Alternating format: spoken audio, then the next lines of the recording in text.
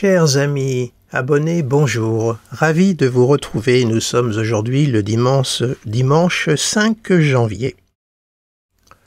Alors pour ouvrir cette année 2025, j'ai retrouvé dans mes archives des enregistrements d'entretiens que j'avais eus avec André Barbeau. Ces entretiens remontent à janvier 2010. C'était lors de l'enregistrement du documentaire que nous lui avions consacré, Fabrice Maz et moi, et dans lequel André a retracé toute sa vie, depuis sa découverte de l'astrologie, l'initiation qu'il a eue avec son frère, le traumatisme de l'échec de la prévision de la Seconde Guerre mondiale. Bref, André repasse tout en revue et c'est absolument passionnant de l'entendre. Ce documentaire, ce DVD est toujours disponible si vous désirez l'acquérir. Et durant cette journée, j'avais soumis à André des thèmes astrologiques pour qu'il les interprète. Et ces entretiens ne figurent pas dans le DVD parce que celui-ci eût été trop long. Et donc je les ai retrouvés dans mes archives. Alors c'est toujours avec une vive et grande émotion que je réentends André. Il est vrai que tous ces moments que nous avons passés ensemble me manquent beaucoup. Et donc, j'ai décidé de partager ces instants avec lui. Voilà, donc vous verrez dans cette série d'échanges, André aborde l'interprétation du thème de Sigmund Freud, celui de Carl Gustav Jung, celui d'André Breton, et puis tout à la fin, je lui pose la question à propos des jumeaux astrologiques, l'éternelle tarte à la crème que l'on a l'habitude de servir aux astrologues, entre autres. Voilà, donc écoutez, je vous offre cette série d'entretiens, j'espère que ça va vous passionner. Je tiens le rôle du Candide, et voilà. Bien écoutez, je vous souhaite une belle écoute, je vous remercie de votre attention, et puis je vous dis à très très bientôt, et puis prenez soin de vous. Au revoir. Bon, alors, on a parlé de deux personnages, je dirais, de pouvoir, oui. Napoléon et Obama. Je dirais le pouvoir, on peut dire le pouvoir solaire en fin de compte, là, oui. L'extériorisation, le pouvoir. Alors maintenant, j'aimerais qu'on aborde donc un autre thème. On va parler d'une autre forme de pouvoir, là c'est le thème de Freud. Donc là, on est plutôt dans un soleil, si je puis me permettre, d'un soleil de minuit, là. C'est plus l'intériorité qui est traitée.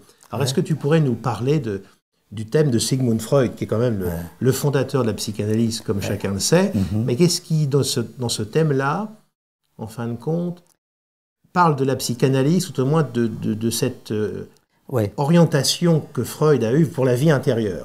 Voilà. Parce qu'avant lui, la psychanalyse n'existait pas. Donc voilà, c'est lui qui l'apporte. Absolument.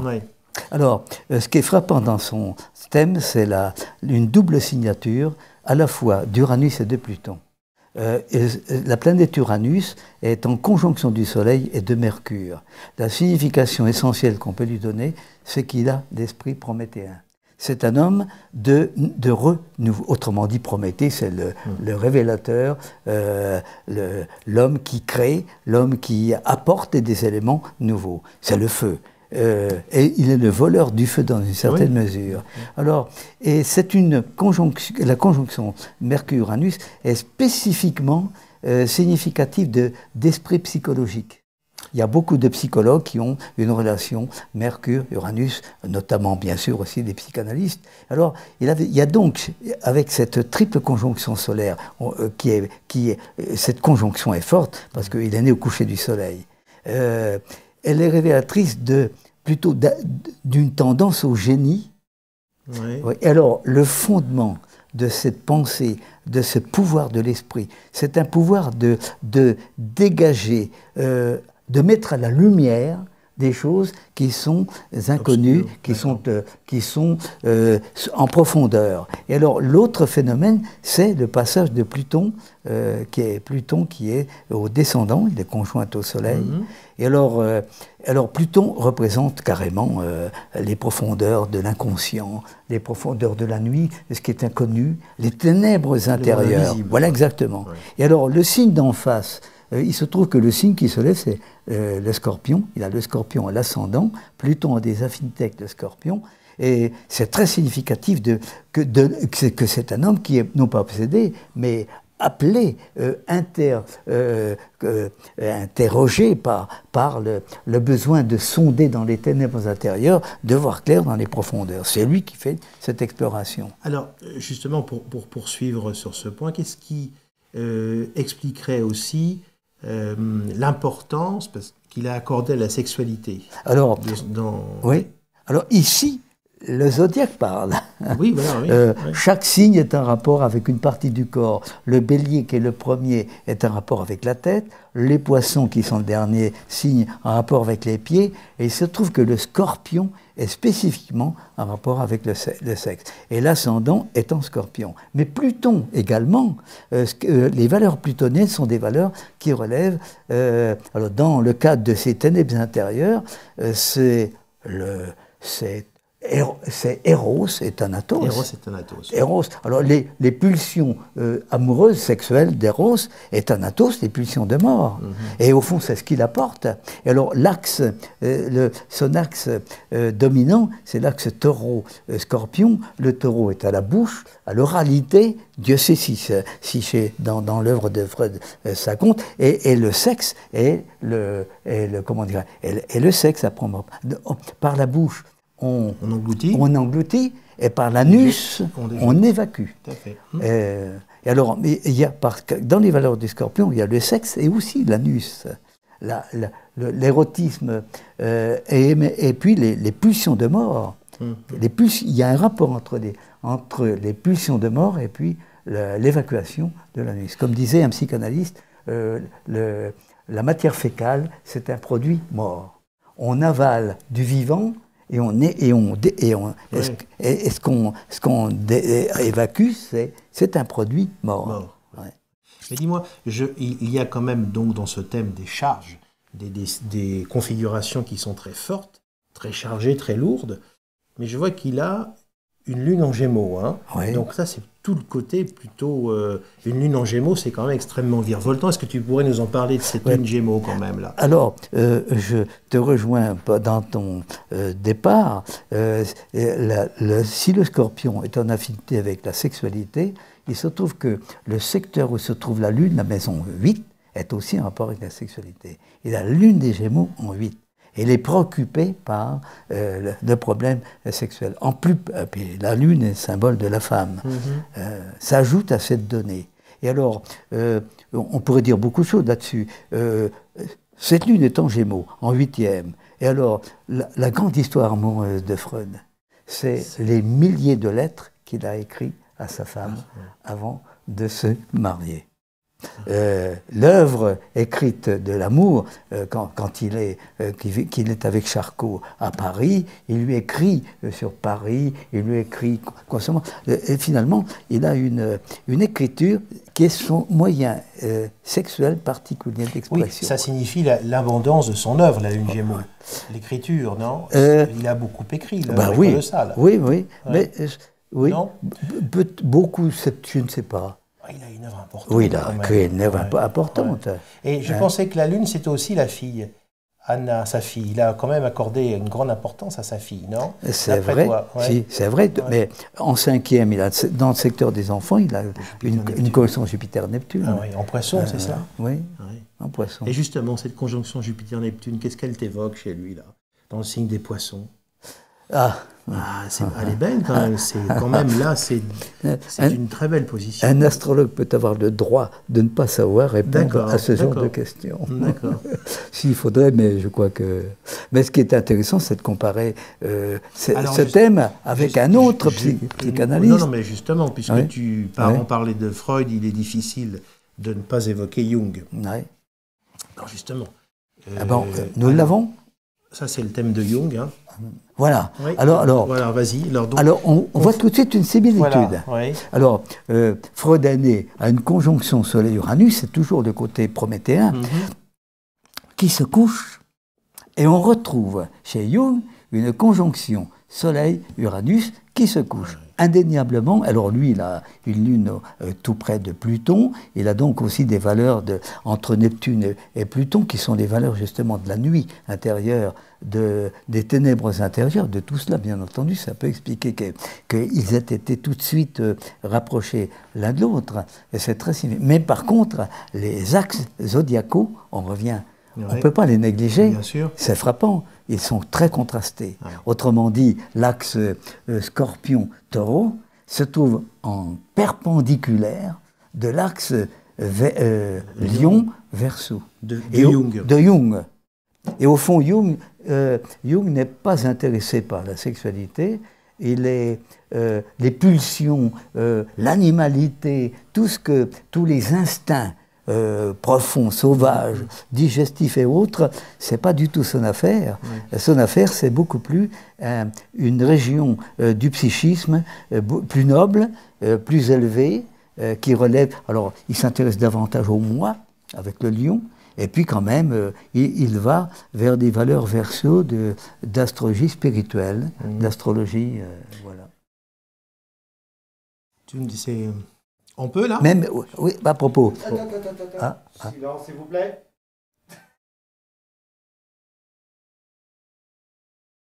Une question, André. On est en train de parler du thème de Freud et de Jung, et me vient à l'esprit une question. Comment tu perçois l'avenir de la psychanalyse? Nous sommes en 2010, en janvier 2010. Alors, je sais que cette question est assez difficile, mais comment tu vois l'évolution de la psychanalyse? Est-ce que d'après toi, la psychanalyse est appelée encore à prendre de l'expansion, ou est-ce qu'elle est appelée à se banaliser, à devenir moins importante qu'elle ne l'a été par le passé? Il est très difficile de répondre à ce niveau-là concernant cette question. On peut par contre se faire une représentation en fonction évidemment de l'astrologie mondiale, et je crois que les psychanalystes sont ouverts une voie pour la connaissance profonde de l'être humain, et que ce qu'ils ont fait est inachevé, et qu'on devrait y voir beaucoup plus clair en fonction d'une évolution de l'inconscient collectif. Et alors, il y a, dans un avenir qui n'est pas si lointain, dans une quinzaine d'années, autour de 2025, une configuration planétaire générale, c'est une conjonction Saturne-Neptune, mais particulièrement harmonieuse, qui dénote que l'humanité va éclore, va renaître d'une façon très significative, et je présume qu'il y aura une dynamique qui fera qu'on comprendra mieux, on connaîtra mieux tout ce que nous connaissons actuellement. Et j'imagine que à la fois la psychanalyse d'un côté et l'astrologie de l'autre seront remises en selle, revalorisées, chacune à leur façon. Tu parles de 2025. 2025. À ce moment-là, je crois qu'il y aura également la configuration Uranus des Gémeaux au trigone de Pluton Verseau. Ah, ouais. Qui fera double sextile à Neptune. Alors justement, donc là, ça va être une très belle configuration. La conjonction Saturne-Neptune est centrale au début du Bélier. Voilà. Alors là, quand même, il ne faut pas négliger ça. Au début du Bélier, et elle forme un triangle central, une pointe de triangle avec ce trigone Uranus-Pluton. On a l'impression là que on a accouché d'une connaissance, d'un savoir de l'humain qui sera quand même très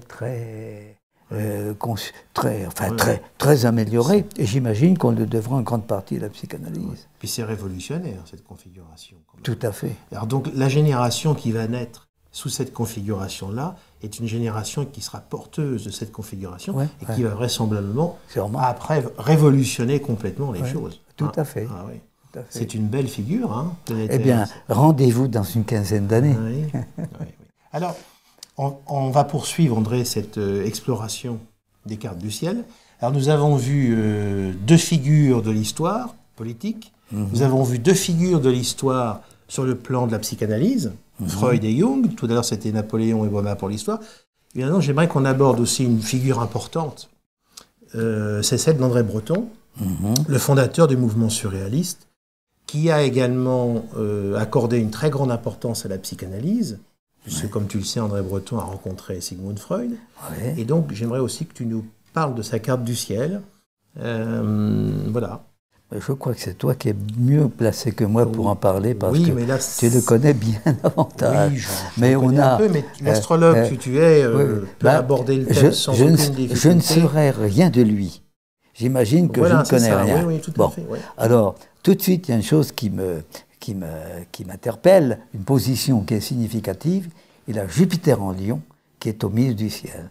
Alors, compte tenu par ailleurs des aspects qu'il fait, notamment avec le Soleil, c'est un personnage imposant. C'est un personnage qui a un pouvoir, qui a une puissance, qui représente quelque chose d'important. Et alors, les valeurs de fond derrière ce Jupiter ne sont pas des valeurs égocentriques. En général, Jupiter en Lion, c'est moi, c'est l'ego qui s'affirme. C'est pas tellement cela, car la prédominance est des deux et des trois, et particulièrement des deux derniers signes du zodiaque, Mercure en Verseau, Soleil et Vénus en Poisson. Et les porteurs... Vénus en Capricorne. Vénus en Capricorne. Le Soleil en Poisson. Et les porteurs de quelque chose qui représente le mouvement surréaliste, évidemment. Qu'est-ce qui, d'après toi, au regard toujours de son thème, peut expliquer l'idée qu'il a eue de génie d'utiliser l'écriture automatique à des fins surréalistes, hein, bien sûr. Qu'est-ce qui peut, dans son thème, pas évoquer cela? Grâce à toi. Évidemment, on regarde tout de suite Mercure qui représente les qualités d'expression. Mercure est dans le Verseau. C'est un signe inédit, un signe de nouveauté, un signe de révolution, un signe vraiment de mutation, quelque chose qui ressemble à ça. Et il se trouve que le meilleur aspect qu'a fait Mercure, c'est un trigone à la conjonction Neptune-Pluton dans le secteur 8. Et ça, c'est le monde de l'inconscient, le monde des valeurs profondes, c'est la nuit intérieure, c'est tout cela. Alors, on peut comprendre qu'il ait fait parler l'inconscient à sa manière. Alors, sur un plan Gémeaux, qu'on pourrait... Mais là, je ne suis pas sûr. Qui pourrait être artistique, mais il faut dire qu'il a Vénus angulaire très forte. Ben, je pense que cette valeur Gémeaux là, peut être liée au fait de la rapidité de l'écriture. Puisque l'écriture automatique, le but, c'était de faire sursauter la raison. L'acte d'écrire devait devancer la raison. Donc, est-ce qu'il n'y a pas le côté véloce de ce Gémeaux-là, sûrement, qui est le maître, en fin de compte, de ces deux planètes? C'est sûr. Mais j'ai une question à te poser, parce qu'il est né avec une conjonction Neptune-Pluton. Nous le savons aujourd'hui, mais en 1896, l'année de sa naissance, Pluton n'était pas encore trouvé. Il est en 1930. Alors, est-ce qu'on peut considérer que... si. Enfin, pratiquement, quand on fait... On part de l'idée qu'une planète rentre dans le champ du conscient quand on la découvre. Là, on ne l'avait pas encore découvert. C'est relatif, cette chose-là. Voilà. Autrement dit, pour la population générale, pour le monde commun, c'est sûr que ces valeurs-là n'ont pas joué. Mais quand on voit, par exemple, quand on prend le thème de Kepler, et que l'on voit Kepler a lui aussi, comme Jung, comme Freud, une conjonction Soleil-Uranus et même Mercure. Alors lui, il n'a pas découvert la psychanalyse, mais il a révolutionné le système solaire. Alors on pense qu'à l'époque, lui, il avait un génie et les valeurs uraniennes parlaient déjà. Et donc là, la question ne se pose pas du tout, c'est très évident. Mais j'ai remarqué une chose, c'est que son Soleil se situe sur l'axe des nœuds lunaires. Alors, ben la Lune, c'est quand même aussi la nuit. Oui. C'est la nuit intérieure, c'est les valeurs du subjectif, de la féminité, de l'intérieur. Bref, ce sont des choses auxquelles il était très sensible. Alors justement, tu as évoqué les nœuds lunaires. Est-ce que tu pourrais nous expliquer ce que sont les nœuds lunaires? Astronomiquement parlant, qu'est-ce que c'est alors? D'abord, imaginez le Soleil à plat sur cette table. Alors, l'orbite de la Lune n'est pas à plat, elle est inclinée. Elle est inclinée. Alors, tantôt, en général, elle est au-dessus, tantôt, elle est en dessous. Et les positions des nœuds, c'est juste quand l'orbite de la Lune et l'orbite du Soleil se croisent. Alors on peut penser que quand le Soleil, quand les nœuds de la Lune sont unis au Soleil, eh bien le Soleil s'accouple avec les valeurs lunaires. Il a une résonance lunaire qui est très forte. Et alors, elle est riche, la Lune en Taureau. Oui. Quand il parle de la femme. Ah oui, sublime, le féminin, la femme. Il y a une magnificence de la Et puis aussi, on dit c'était aussi un bon vivant à table. Ouais. Ah oui, il y a un côté jouissif. Ouais. Mais il y a aussi une chose très troublante chez lui, c'est le fait qu'il ait, tu sais, modifié sa date de naissance. Tu connais l'histoire. Oui, je sais. Il avait dit être né un 18 février. Pourquoi? Alors pour être Verseau? Oui, pour être Verseau. Il voulait être Verseau. Il ne s'est pas rendu compte que, et c'est normal, faut pas oublier que le surréalisme a vécu son histoire quand Uranus, entre 1919 et 1926, a traversé les signes des Poissons. Quand il écrit le manifeste de 24, Uranus sur le soleil. Voilà. C'est un couronnement solaire. Typique. Il est entré dans cette époque du septenaire planétaire, du septenaire d'années uranienne très significative. D'ailleurs, on peut, parce que moi j'avais étudié, tu sais, le thème de Breton, tu sais, pour la revue L'Astrologue, que je t'avais adressé, alors, et j'avais dégagé que la dominante du surréalisme était Uranus-Neptune. Uranus pour toutes les valeurs insurrectionnelles, révolutionnaires, et Neptune pour tout le côté psychique, écriture automatique, pensée magique. Bon. Là, je crois que c'est en 2012, Neptune va rentrer en Poisson et va donc transiter son soleil natal. D'après toi, qu'est-ce que ça peut augurer? Oui, c'est un réveil de la pensée, de la vie, de l'œuvre de Breton. C'est très net. Voilà.